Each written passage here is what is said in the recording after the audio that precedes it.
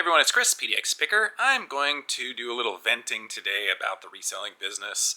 Sometimes things just dogpile on. It's the snowball effect. It's bad thing after bad thing after bad thing.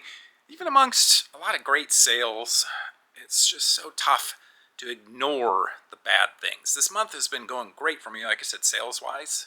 But man, it's just so many like annoying bad things are happening, and it takes a toll. And I guess I just want to vent in this video. Nobody's gonna watch this video anyway. My YouTube channel is dying precipitously. My videos never get any views. For those of you that are watching right now, thank you very much. I appreciate it, all 100 of you. But anyway, I just wanted to vent. It helps make me feel a little bit better, and maybe some of you can relate out there, and it'll help make you feel a little bit better. I don't even know where to begin. Let's just start with this right here. This was probably the biggest bummer of the week. I mean, I got it taken care of, but see this right here? This box of Infinity Kappa speakers. Or at least that's what I thought. I bought those at the thrift store. When I say those, I mean there were 2 boxes of them, $12 each. And they had some good value. I listed them for $105, sold one of them right away, after a couple of days. Shipped them out, and the buyer received them, gave positive, glowing feedback. All was well in the world, but then, because I had another one listed, I ended up getting a message from a eBay user, and they mentioned that based off of the look of these speakers, they didn't look like Infinity Kappa speakers, and after a little bit of research, I noticed, lo and behold, they were in fact not. What had happened was somebody had a Subaru vehicle, they bought these Infinity Kappa speakers, replaced them, and then put their old Subaru speakers back in the boxes. They kept the covers. They put this back in the box. This says, Infinity Kappa on it. This is what came with the Infinity speakers.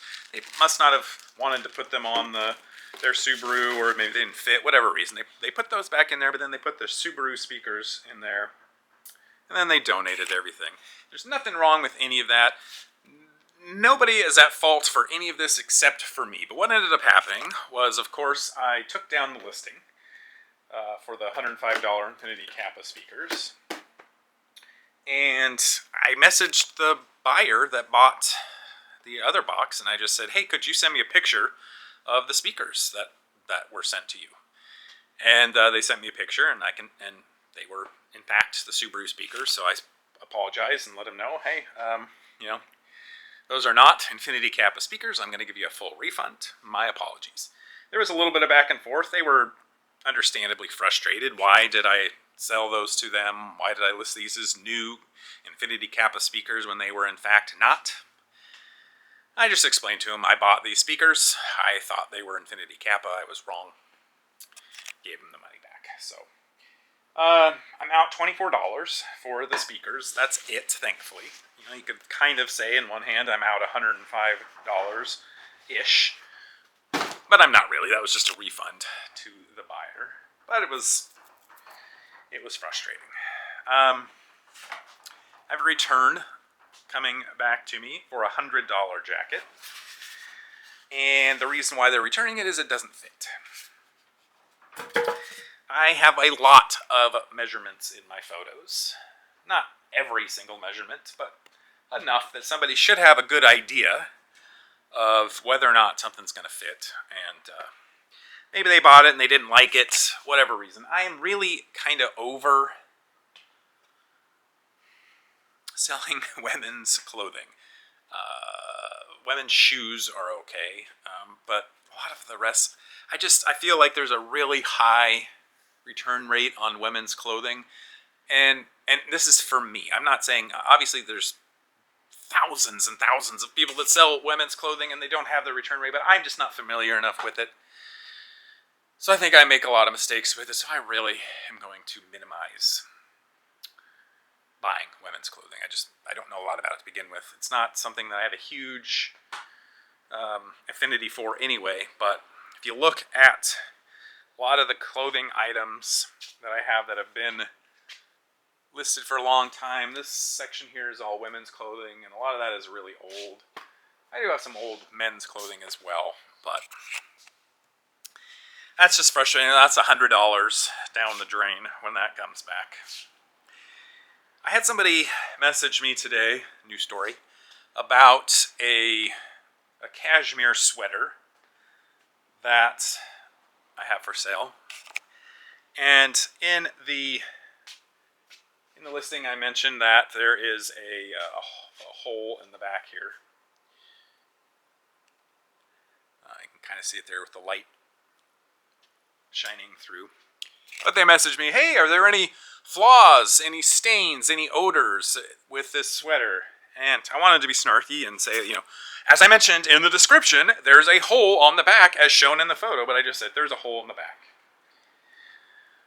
You can see it in the last photo on the listing. And they said, oh, I see that, thanks. How big is the hole? Which is fine, there's nothing wrong with that. And then, are there any other flaws? And I just... This one's minor, but I'm like, if there are, I disclosed a flaw. If there were any other flaws, I would have disclosed them. I didn't, so there are no other flaws. I just felt like they were trying to get me, to admit there were flaws or there weren't flaws, and then they were going to buy the item, I was going to ship it to them, they were going to receive it, and then claim that there was some sort of flaw in there that I didn't disclose. I just felt like I was going to get a partial refund scam coming my way. So, I just blocked that buyer. I said enough's enough. I'm not going to deal with them. And I just nicely said, hey, somebody that asks questions that have been answered multiple times already is usually the type of person that wants to get a partial or full refund on the item. So, respectfully, I'm going to block you as a buyer. Take care. That's verbatim what I said to them, because I didn't need to be rude.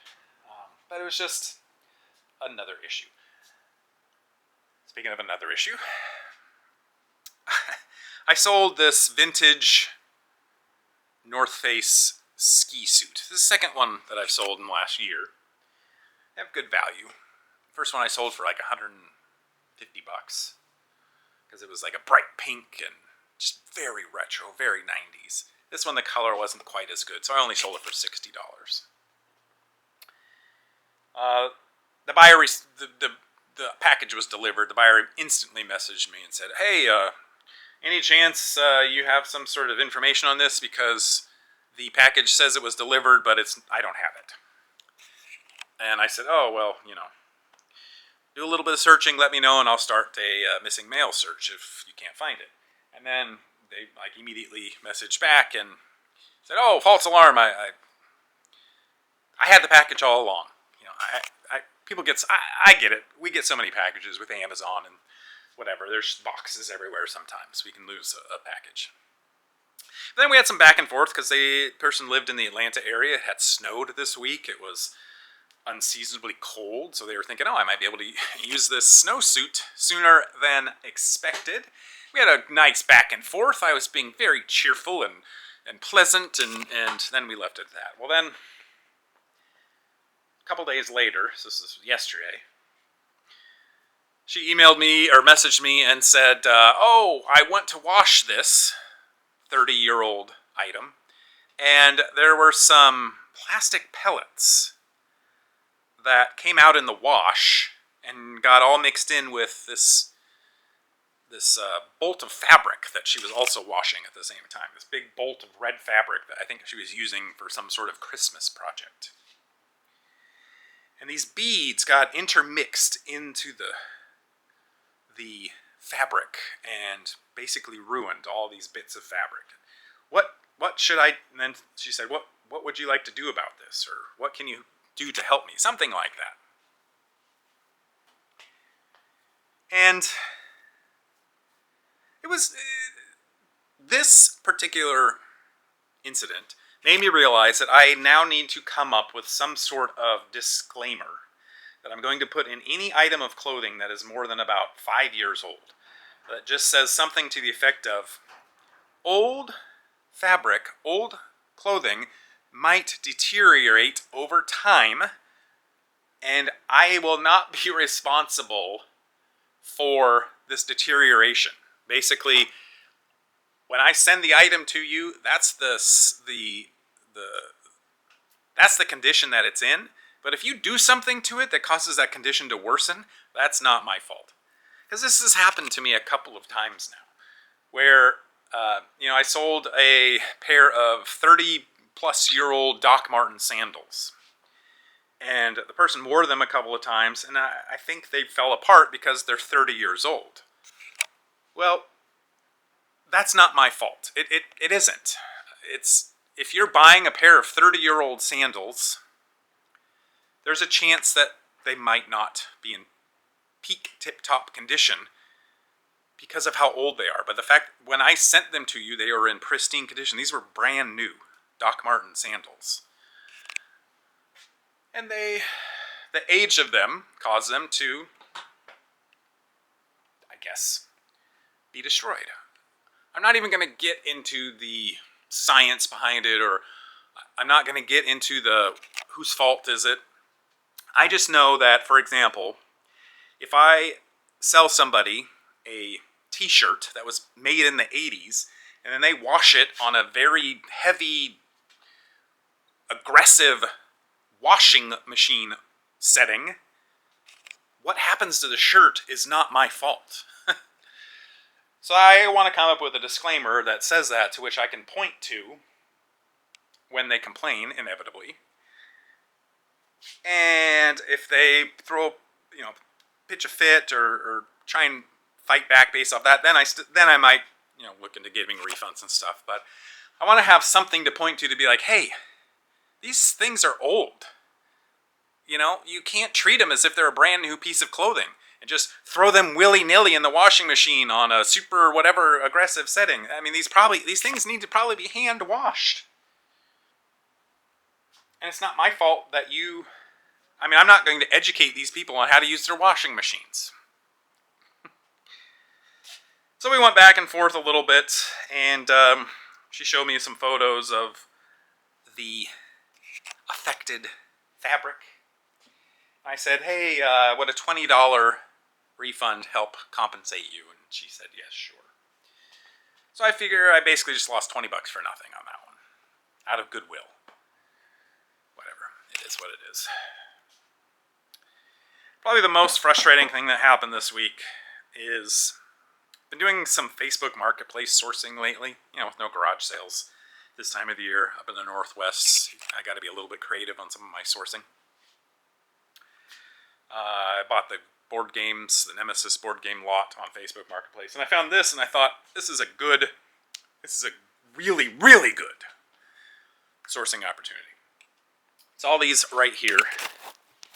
This is just a small portion of them. There's a bunch more over there, and I've already inventoried and cataloged another probably 3 times as many as that. These are RC car parts. The brand is X-Ray. It's a very high-end RC car. Hundreds of dollars for each of these cars, and then just the chassis, and then you build out all these accessories on it, and probably $1,000+ per RC car minimum. And this person had bought out an old hobby shop, and they didn't want to sell these parts, so they were giving them away. Not giving them away, but they were selling them. And they had quite a few pictures, and all told there were over 350 pieces. And these have price tags on them. This right here, this was sold for $19.49. These were also $19.49. I have 15 of those. This here's $16.49. Some of them are lower. This one is $6.49. But the point of it is I bought all these 350 plus pieces for $300. And I looked up a few of them on eBay. I want to say I looked up 3 or 4 of them, at least, by the part number.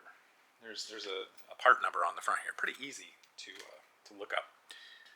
And they were selling.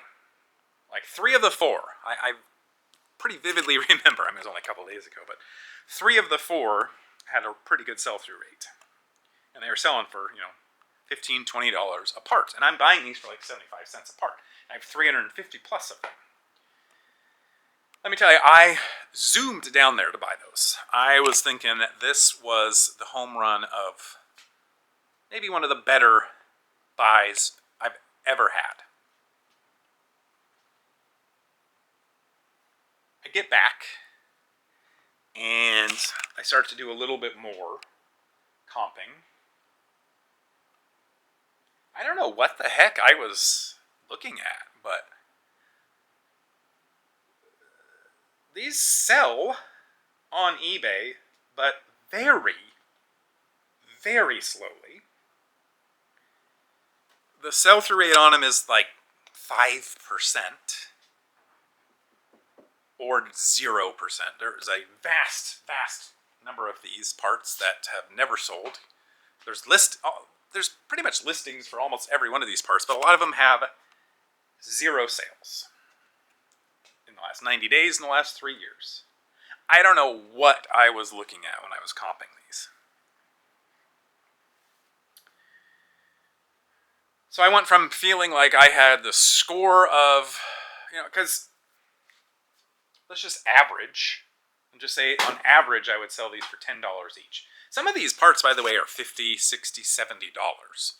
Some of them are $6, but let's just say I averaged $10. Well, that's $3,500 if I sold all of them. And of course, the number is going to be higher than that because that's just a really, really low average. So I was thinking, this was the score of my reselling career. Spend $300 and probably make $3,500 to $5,000 over time, but theoretically, relatively quickly. No, not at all. Not at all. So now I'm stuck with, it's $300, which is a lot of money, but it's also not a lot at the same time. But I think I have a potential light at the end of the tunnel.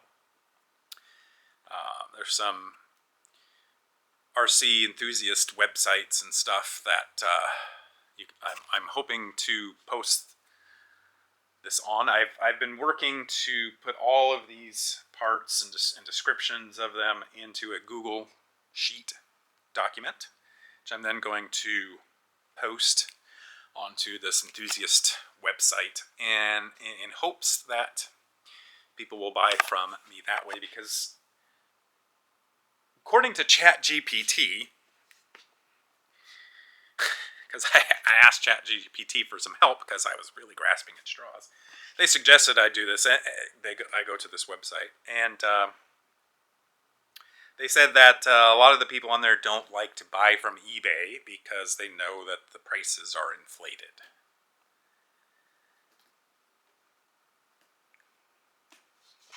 I don't know. I think ChatGPT is just making that up. I don't know how they would know that. Anyway, I've spent about 3 hours-ish so far cataloging these. Probably got another 2 hours of work to do on that. And then I'm going to post, and I'm going to cross my fingers. I'd love to get my money back. I'm just going to PayPal goods and services or Venmo business these kinds of payments and just ship them out that way. I'm doing a 40% discount off of the retail price on here.